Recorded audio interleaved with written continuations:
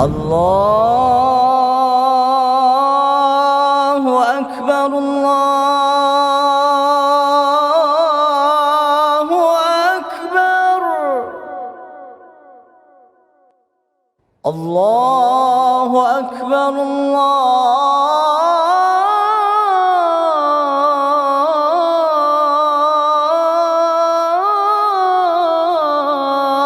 Allahu Akbar. Ashhadu an la ilaha illallah.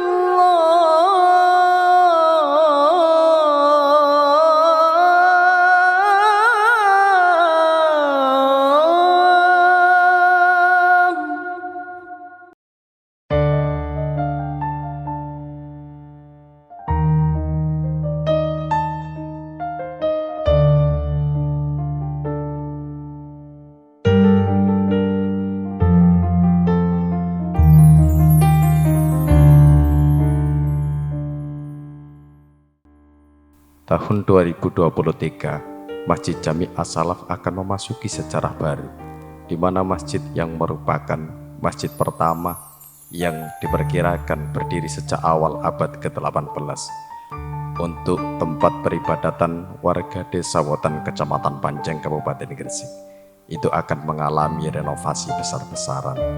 Bangunan lama akan diganti dengan yang baru, dengan hanya mempertahankan 4 pilar sokotiban setinggi 6 meter, peninggalan sejarah sebagai simbol 4 pegangan warga Nahdiyin atas madhab aswajah yang berujuk pada Al-Quran, hadis, ijma' dan qiyas. Pada pertengahan tahun 2023 ini, Masjid Jami As-Salaf akan mengalami renovasi dan perluasan secara keseluruhan dengan mengusung kombinasi antara bangunan modern dengan nuansa lama atau kuno sebagai pertahanan atas budaya Jawa yang halus dan berbudi luhur. Beberapa sikap yang harus kita aplikasikan dalam hidup bermasyarakat sebagai penunjuk ajaran Islam lembut dan baik. 1 abad lebih, masjid yang pada akhirnya oleh Romo Kiai Haji Muhammad Syahid diberi nama Masjid Jami As-Salaf yang bermakna kuno ini telah berdiri dengan mengikuti perkembangan zaman serta meningkatnya jumlah warga Ahlus Sunnah wal Jamaah di Desa Wotan. Sebelumnya masjid di Desa Wotan ini sudah mengalami beberapa kali renovasi.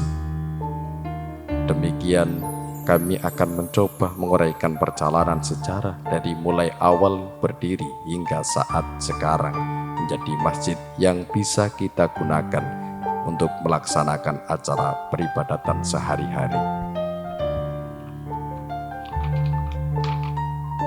Setiap pembangunan rumah ibadah umat Islam di Indonesia tentunya tidak bisa terlepas dari proses masuknya Islam ke wilayah Nusantara secara umum dan Gresik secara khusus.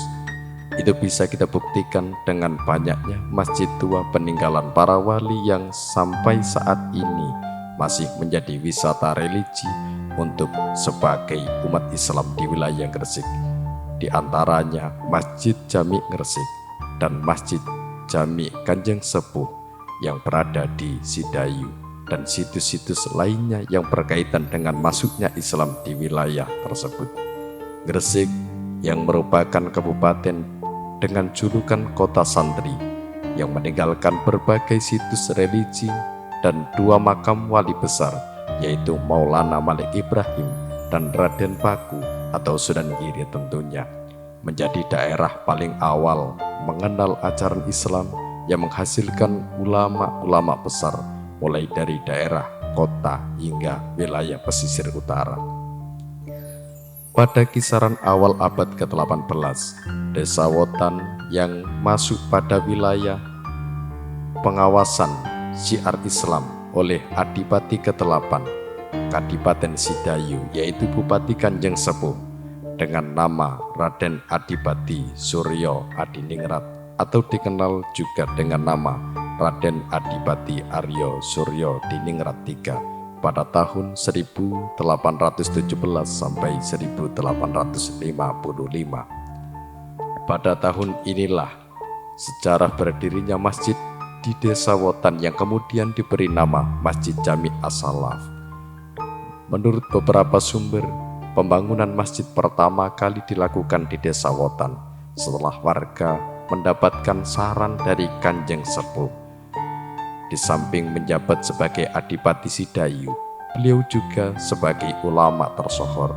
Kanjeng Sepuh memandang bahwa warga Desa Wotan yang beragama Islam sudah cukup banyak, namun belum ada satupun tempat untuk menjadi sentral perkumpulan warga untuk melakukan kegiatan ibadah seperti sholat jamaah dan kegiatan-kegiatan tradisi Islam lainnya.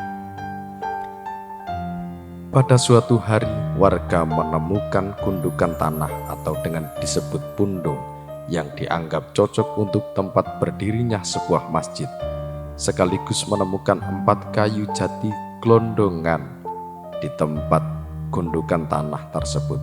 Karena warga tidak segera mendirikan masjid, maka 4 kayu yang ditemukan tersebut hilang. Kemudian utusan warga sowan ke Kanjeng Sepuh menceritakan kejadian hilangnya kayu tersebut. Beliau berkata, "Wong dikongkon gawe masjid kok gak digawe-gawe, lek ngono menesuk ayo diawiti," tutur Kanjeng Sepuh. Keesokan harinya Kanjeng Sepuh datang. Kayu yang pernah hilang sudah berada di tempat gundukan tanah tersebut tanpa diketahui warga satupun. Saat itulah pembangunan masjid dimulai bersama dengan beliau Kanjeng Sepuh. Pada tahun 1953, masjid mengalami renovasi yang pertama, di mana pada periode ini bangunan masjid rusak akibat gempa. Masjid mengalami perbaikan dengan bentuk persegi 4 yang terdiri dari tembok batu setengah badan dan atasnya terdiri dari anyaman bambu atau gedek, dengan tetap mempertahankan 4 soko. Begitu pula pada tahun 1970-an dilakukan renovasi yang kedua dengan mengganti dinding tembok batu setengah badan dan anyaman bambu atau gedek menjadi dinding tembok batu seluruhnya. Dan tepat pada tahun 1983 dilakukan renovasi yang ketiga dengan menambahkan serambi kanan, kiri, dan depan sampai seperti bentuk sekarang ini. Dengan melihat sejarah panjang berdirinya Masjid Jami As-Salaf, tentu kita patut bersyukur dan bisa lebih bergairah untuk menjaga, merawat, dan menghidupkan masjid dengan cara memperkuat tali persaudaraan sesama warga Nahdliyin dan kembali meramaikan acara-acara keagamaan baik yang dalam kewajiban syariat Islam menjalankan sunnah ataupun tradisi Islam lainnya. Akhirnya, dengan mengucap Bismillahirrahmanirrahim, la haula wa la quwata illa billahil aliyil azim, kami luncurkan desain gambar masjid renovasi yang keempat sebagai berikut.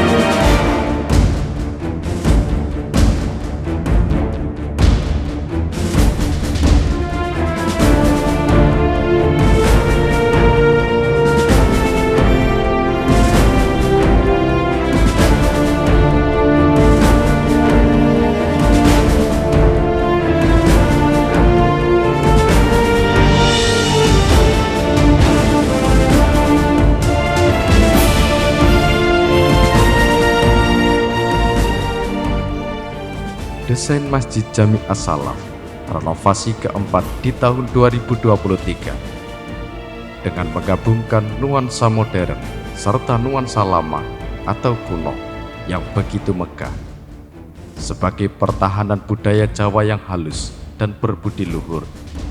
Pengubahan seluruh tata ruang serta pembangunan yang ada di Masjid Jami As-Salaf seperti menambahkan 2 lantai,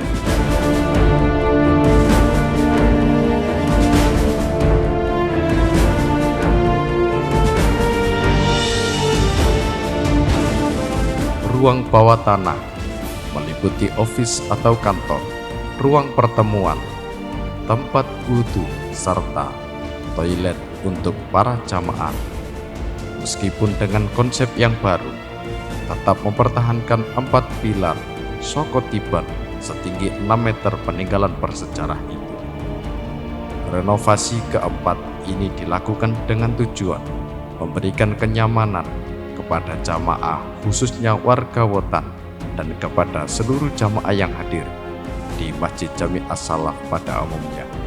Ayo, mari kita sukseskan pembangunan Masjid Jami As-Salaf Wetan Panjang Gresik.